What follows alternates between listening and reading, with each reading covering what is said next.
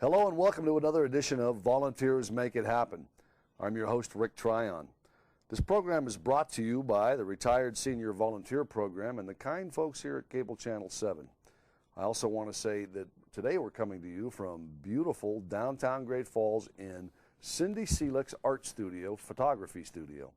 And Cindy is a local photographer here that has her business located up here at 417 Central in the business incubator in downtown Great Falls. And the camera right now is showing you some of Cindy's great photography works, and we're real thankful that Cindy is allowing us to use her studio to film these shows here today. We've got the great artwork around us and the cool brick, looks like a bullet hole in the brick there. Somebody didn't like one of the pictures, and then we've got the great furniture here and the coffee table, and it's just a really wonderful place to bring you Volunteers Make It Happen and some of the other programs here on Cable Channel 7. And Volunteers Make It Happen is brought to you by the Retired Senior Volunteer Program, which is a local program matching volunteers with volunteering opportunities all over the state of Montana. And they do a great job down there at RSVP, and Audrey has done a really wonderful job coordinating that whole effort down there. And Audrey has had now for the last couple of weeks, 4 weeks actually, some great young people that are actually down there helping out with a lot of the volunteer work that needs to be done around the town here. And they're all folks with the AmeriCorps volunteer program, and they're with what we call N-Trips, and that's the NCCC. And today we have, in our continuing series, talking to some of the volunteers with NCCC, we have Adam Greenberg with us. Nice to see you, Adam. Thanks for having me. Good to have you on the show. Thank you. Now, we were talking a little bit earlier. You are from Wantagh, New York, right? Yeah, Wantagh, New York. And where is Wantagh at? It's about a 50-minute train ride east of New York City. Going east? Yeah, Long Island. Okay. And so you've probably been to the city a lot, huh? I love the city. You love the city? Yeah, it's a fun place. And you were raised there, basically? Yep. Okay.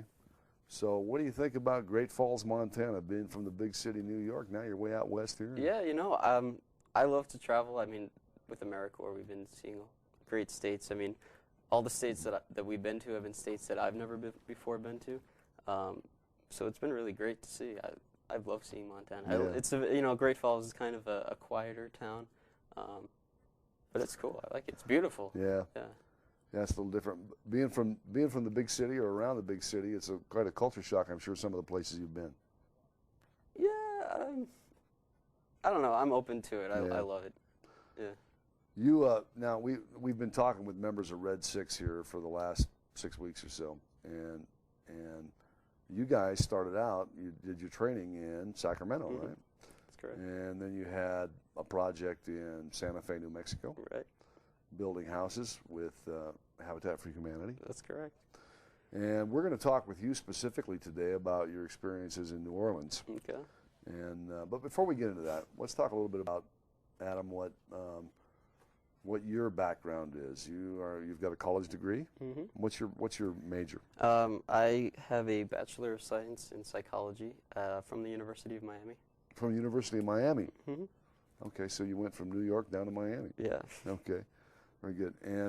And so you originally had planned on maybe becoming a psychologist, but well, originally I had planned on becoming a doctor of some sort, and then after changing my major several times, I settled on psychology, and then I thought about psychiatry because I had been pre-med up until my senior year. And then during my junior year, I sort of became a student activist. I was very heavily involved in a union and living wage campaign for our campus janitors. And so that sort of is what led me into AmeriCorps. But most recently, before AmeriCorps, I'd been considering doing a PhD program in counseling and psychotherapy. But now I'm sort of leaning away from that. Okay. And so it was in your junior year in college in Miami Mm-hmm. that you sort of started looking at AmeriCorps. Is that right? No, I had some experiences that led me into the social change direction that led me to AmeriCorps. And AmeriCorps was, and the NCCC program was was something that you saw as a way that you could make a difference for a Yeah, while? absolutely. Yeah. Yeah, it's been awesome. That was what prompted you, is that you would have a chance to really go out there and actually be hands-on to help make a difference. Yep. Yeah. How did that come about? Did you have a mentor, or did you have someone who was in the program that talked to you about it? Or? Well, I had found out about it from basically just I had been a mentor myself for other younger students in a program called Strive at the University of Miami, and so I was a mentor through that program in various volunteer organizations on campus, and through that, in the volunteer office, they just sort of found a brochure about AmeriCorps and thought, oh, this looks pretty cool. Now, so what you were expecting when you decided to join up, kind of what your expectations, has it lived up to that for you? Oh, it's exceeded them. Really? This has been a phenomenal experience for me. I've loved this program, every bit of it. The Wow. travel, the service, the meeting people, it's been great. Wow. Yeah. And so you went from Miami, or did you go home first and then go out to Sacramento? I was home for the summer, and then we started in Sacramento on October 17th. So I graduated in May, and I was home for the summer. Did you get out there into Sacramento, and I understand that they have the training, when they do the training, it's sort of like a campus situation, or did you go, what the heck did I do this for? I mean, did you look around, did you ever have any time you went, I don't know about this? No. That's cool. I was all about it from the beginning. Okay. And I'm so glad I did it. Yeah. And your first, and you got your team, you got hooked up with you. And I know I talked to the folks last month, and they said, well, they assign people to projects all over the country, and actually Hawaii is one place that they assign people, and everybody's going, Hawaii, please. Or Alaska, but yeah. Or Alaska. Yeah. Not us. and I suppose the other thing is, when you're in the training and you have to wait till about the last week or so before they assign you your team? Yeah, pretty much. During the training, we were with a smaller team they called a pod. But then in the last week, we switched to our official teams. Okay. And so that must be something that is also an interesting thing to wait for them to see who it is you're going to be living with for the next 9-10 months, right? Yeah. It was interesting the first time we met, and certainly we've grown a lot since then. Yeah. And now, I suppose in the training, when you're actually in the 1 month training, you sort of know. You get to meet a lot of people, and sure. You've probably met. You don't know that they're going to be your teammate, but you met that person, right? Yeah. I don't know if I met anyone on our team beforehand. Okay. But I'm sure that happened with other people. Yeah, because I was just wondering if you'd ever. Or maybe, I don't know. If you meet somebody before you get assigned, and you go, please God, don't let me be assigned on the same team with that person, but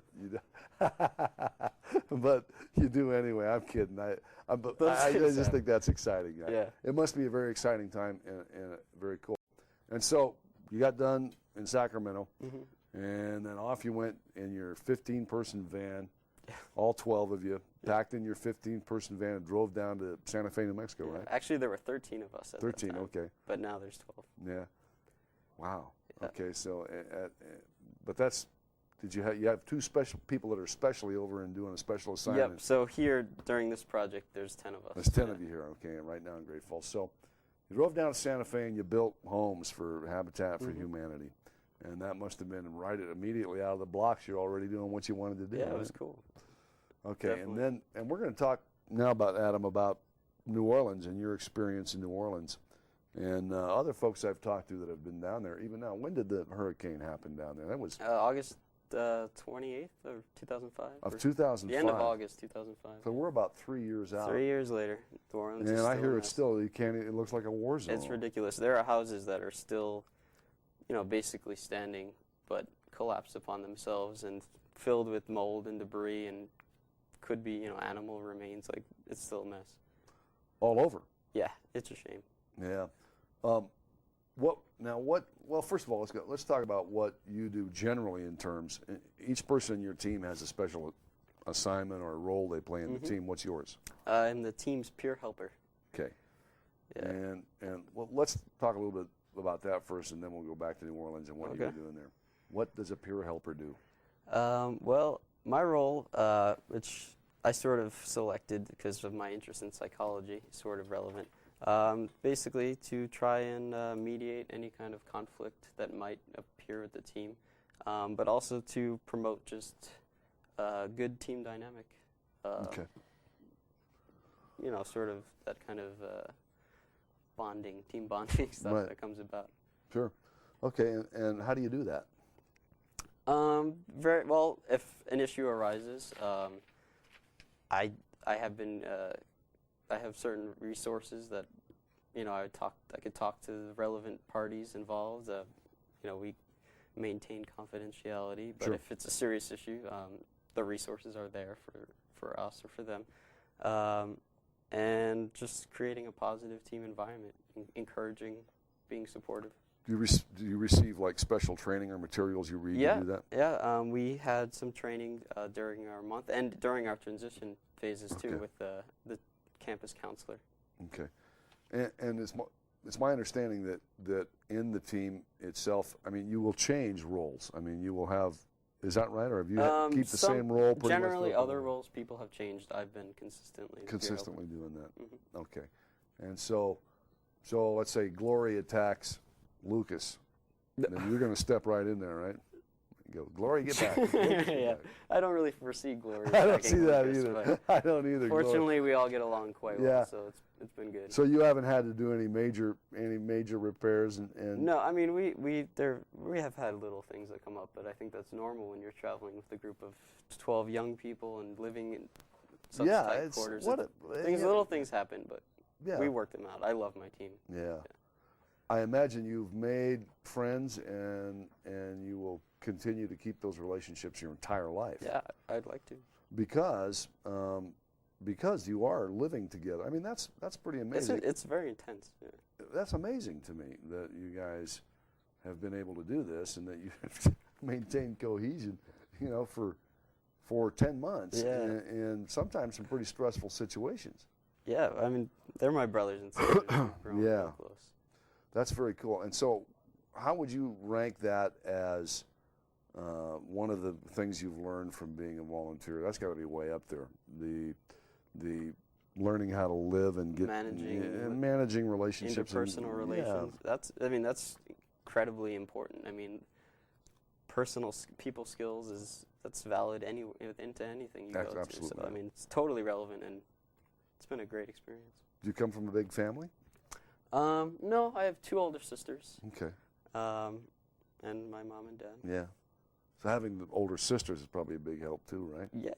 Yeah, I guess. Yeah.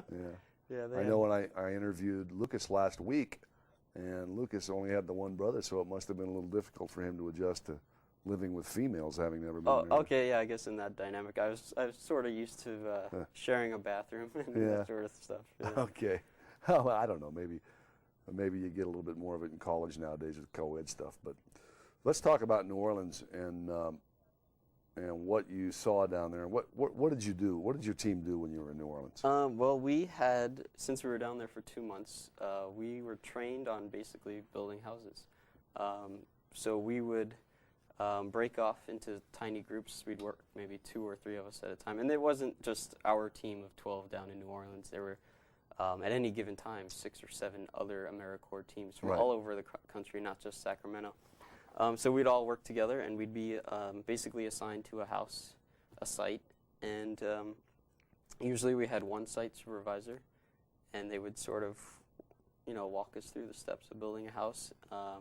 As we got more into it, a few of us went out and we sort of managed our own site, and we oversaw, I guess there'd be 20 volunteers every day on our site. We sort of managed that and helped them. And they helped us, help New Orleans. So what you were doing is you're building a house from the ground up? Yep, from the foundation. Okay, so they got a foundation there, and then you get pulled in a team or several teams together, 20 people, like you say, on a site. And then you all kind of pitch in and pound nails and push boards up. Yeah, sort of. I mean, there's a little more order to it, but yeah, Yeah, so, something like that. So it's actually the actual hands-on construction of a house. Yeah, it was awesome. I mean, my dad is very handy, and so I had learned some of that from him. But I feel very confident. I mean, certainly I don't think I could build a house myself without help.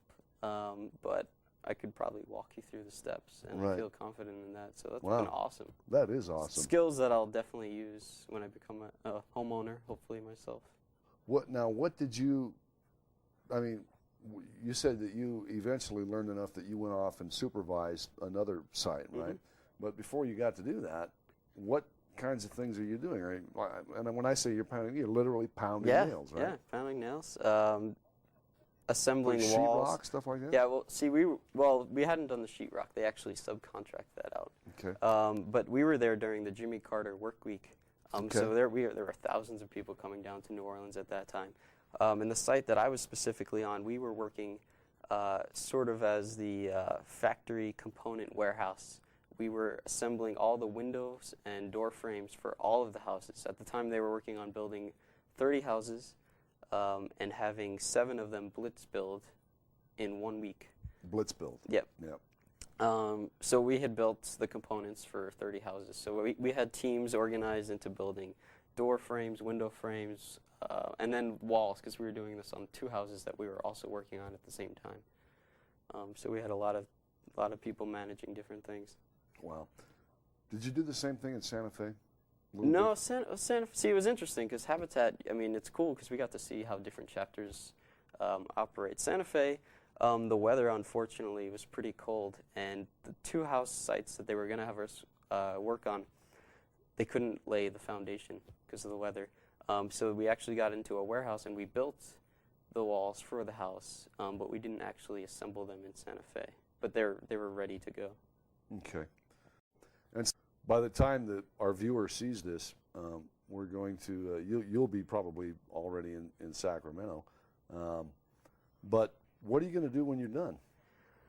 Well, you graduate the 30th, right? Yeah, we graduate the 30th. I'm actually joining a nonprofit called the Bio Tour. It's a group that was started in 2006 by recent college graduates, and they bought an old school bus and they converted it to run on recycled vegetable oil, Right. basically. And what they do is they travel the country talking about sustainable and renewable energy to colleges, high schools, local communities.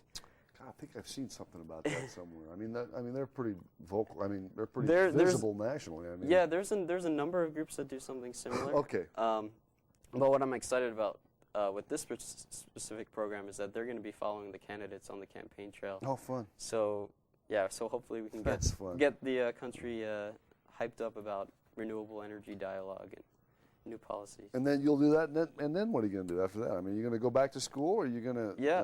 Yeah, I'm looking into either law school or grad school. When you were in New Orleans, did you? I mean, was that an eye opener to you? Did you? Yeah. I mean, was it something that? I mean, how would you explain that to somebody who hasn't seen it, actually seen it? It's a mess. It's still like yes, it was an eye opener. Like I had never been there myself. It was sad. You know, it's been 3 years, and really there are some areas that you would still think that it just happened. But you know, it's also there's a lot of great volunteers, and there's a lot of great people down there doing and building a lot of houses. So it's bittersweet, I guess you would say. Yeah. It's, you know, definitely something else. But you felt like you really got in there and made a difference? Yeah, it was awesome. Definitely. And throughout all of your projects, have you felt like you've been making a difference? Yeah, I've definitely appreciated all the experiences that we've had. You know, another thing about New Orleans, I was just wondering about the people. The people in New Orleans, did they receive you? They go. I mean, are you like heroes? You know, sort of. They were very appreciative. Yeah. Yeah, they're great.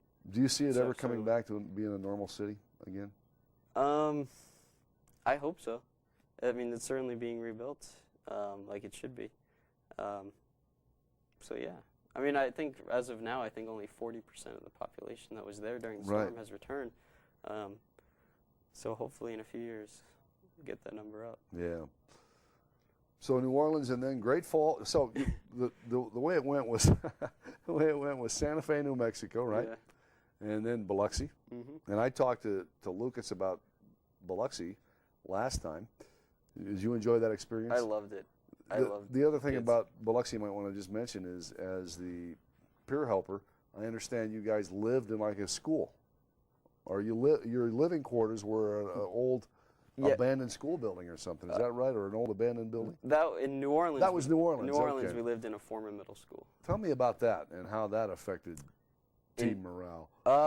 You know, actually, I had been one of the people on the team who, before going to, it's Camp Hope is what it's called. Camp Hope, okay. And, you know, we had been there. Sarah had actually been interviewed by Anderson Cooper while we were there. So we were there while we were in Biloxi. We had gone to Camp Hope. And, you know, the walls of the facility are very, you know, they're very white, plain walls. It's a kind of a bland building. So before going there for New Orleans, I was a little hesitant about it, but it was awesome. It was better than I thought. Great people, great staff, great food in the kitchen.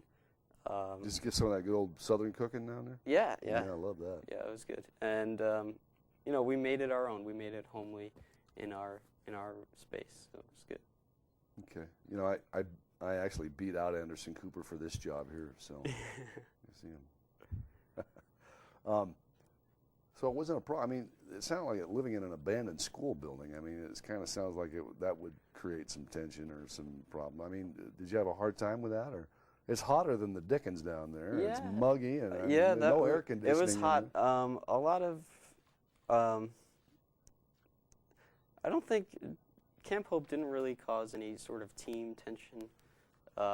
Any kind of team issues that we might have had were pretty much dealt out in Santa Fe. When when all teams pretty much get together and start, and everyone's getting acquainted with everyone else. So it's been kind of smooth since then. That's very good. And you all work together as a team. Yep. And you go get in there and rock and roll and get her done, right? Yep. Yeah. Red 6. Where does the name Red 6 come from? You know, that was kind of arbitrarily assigned to us. They assign you the name. Yeah. That's just how they identify us at campus. Different units, as they call them, have different colors. So we're red, and we're Team 6. Okay, so it's just they're all numerical color. Yeah, at Sacramento, yeah. Now, but within your team, do you have your own like private team name that you use, like the Sons of the Fjords, or you know the something like that? The 12 Apostles or something like that. No, we don't. You don't? That surprises me. If I was part of your team, I'd make sure we had a team meeting and come up with a team name that. A little bit more creative than Red 6. I think we're going to have to do that. I don't know, Red 6 has kind of just grown on us, I guess. Yeah, I kind of like Red 6, actually, but I wouldn't like Yellow 3 or something like that. Yeah. Wouldn't be too cool. And so let's say that you, here in the future Adam Greenberg is somebody comes to you and says, I'm really thinking about what I want to do here, and I don't know whether I want to. Let's say somebody just got out of college. I don't know whether I want to go straight into that job at Procter & Gamble or whether I want to take a little time and go do something else. And I'm thinking about joining in trips. Adam, what do you think? How would you convince that person that it would be the right thing to do? I would encourage any young person to join AmeriCorps and CCC. It's a federal program for 18 to 24-year-olds. And, when you're at that age, that's kind of when you... At least I feel like that's the time to explore your options, to see the country if you can, do good service work if you want to give back to your country, and I would absolutely encourage this to anyone. I'm so glad I did this program. I actually even wish I had done it out of high school and before college, because I just went right into college and I didn't really have a very straight focus, and I kind of changed majors a bunch of times. And if I were to go back to college now, I'd be so much more focused in what I was interested in. And so anyone can only ever be better for this experience. I mean, you can work a 9-to-5 job in 10 months later. It's a year, And it's a 10-month tour that pretty much you sign up for, right? Yeah. 4 projects, 10 months. Yeah. And let's say that young person then goes, well, Adam, I don't know, man. I mean, do I have to wear a uniform? Yeah, well, gotta wear that, right? Yeah, I guess you might call this a uniform, but it's kind of grown on us. I like it. Yeah, let's say they go, okay, I can handle a uniform, but you can what about choose your own shoes. Yeah. You get to choose your own shoes. So that's you get to keep a little bit of your style. Don't I guess. put that camera down on anybody's feet down here, especially mine. I got my little short socks on there today, but So they say, okay, well, Adam, that sounds good. I get to choose my own shoes and I get used to the uniform, but do I get paid? We don't get paid directly. We do get a small living stipend, but generally it is a volunteer program. All our food and housing is taken care of. And at the end of the year, we do get a $4,700 education award. Wow. And that can only be used to either pay back loans or for college or grad school. Okay, well, I'm almost convinced now. I get to choose my own shoes. I get paid a little bit. How much is the stipend? It's a $159 for 2 weeks. It comes out to be about $11 a day. That's more than I get paid at my job. Yeah. No, it's not. Yeah. Almost. But you also get the experience. It's incredible. Okay, so I get a stipend, and do I have to work 8 hours a day? We generally do work 8 hours a day. So I have to work 8 hours a day. Yeah. But you it's get to cool enjoy work. yourself while you're doing it, so it's not really work. It's cool work. Yeah, it's fun. It's good work, and it's work I get to do that I can really see makes a difference. Yeah, you feel good about the work you're doing and helping other communities. Okay. And traveling at the same time, that's been awesome for me. Yeah. Most people on our team, too. Travel, yeah, and that's what the last group that I talked to last month, it was a couple of them, that was their big deal. As long as I can travel, I'm happy, get to go around and see things. That's good to do while you're young. And you don't have to use your thumb to do it. You get to get it's 15-person van. I couldn't think of anything I'd rather be doing with this year than in AmeriCorps. So you're convincing me now. I'm considering going back in a time machine to when I was 22, 20 years ago. Oh, it wasn't that quite. Sure. But okay, so I get a little bit of money. You take care of the housing and the food and stuff, but I have to live with some other people too, right? Sure. Well, you get brothers and sisters. Yeah. Okay. Yeah. All right. Well, I think I'm getting convinced now. Where would I go to train? Does it depend? Is it only in Sacramento? Well, there's a few campuses. We all chose to go to Sacramento, but there's also a campus in Perry Point, Maryland, and Denver, Colorado. Okay. And they're also opening one up in Mississippi and Iowa. Okay, that sounds like it's a pretty good deal, and I can use it on my resume. $4,700 to go to school? Sure, yeah. Oh, man. I don't know if it'll get you that far these days. But no, it doesn't get you far. I'll get you through your first class, maybe. Yeah. But that's still pretty good. $4,700 is better than no dollars, right? Mm-hmm. Yeah. And so, Adam, and you think that this is something that is really making a difference in our country, in our world right now? Yeah, I think, certainly there are many ways that people can serve military, working with nonprofits, but, also being a volunteer. Yeah, traveling. Very good. Yeah, it's awesome. And I've mentioned to every one of you guys that I volunteer to the Red Six team that I just think you guys are outstanding. I can't tell you how impressed I am with all of you. You just are amazing to me. I have 2 kids about your age, and you're more impressive than they are. No, I'm teasing. I hope they don't see this. No, but you guys, I am really, really, really gratified by seeing how much. What great hearts you have and what great vision you have and how much you're willing to extend yourself and to, like you said, to do something to give back to your country and your community. It's really pretty impressive. And I can sleep well at night knowing that you guys in Red 6, that's pretty representative maybe of what our young people are like now. And so I'm very impressed, and I think your folks and your family and all your people should be very proud of you. I guess you can thank our parents. Yeah. I mean, obviously you were all raised right at some point, and so you should be very proud of what you're doing, and man, I know it's going to really benefit you in your life and in the future, and so I'm beginning already to see that. You are? Yeah. And how so? Just the broadened horizon, and I've been able to see the need that this country has. There's social disparity, and it's sort of like, as I said, I had been thinking about going into psychology. And now I kind of want to go towards law or social justice oriented work. So it really has changed my It's a profound effect. Yeah. It's having a profound effect on you. Definitely. Adam, thank you so much for coming on the show, Rick. man. And thanks for everything you do. I appreciate it. And I'd like to thank you all for watching another exciting edition of Volunteers Make It Happen. Adam Greenberg from Wanton, New York, has been on the program today. And I want to thank all of the young people in Red 6 that have been in our community here for the past 6 weeks or so, 4, 5, 6 weeks. Thanks to all of them for coming and everything they do. Thanks to AmeriCorps and to the N-Trips program. And we'll see you all next time on Volunteers Make It Happen. Bye-bye.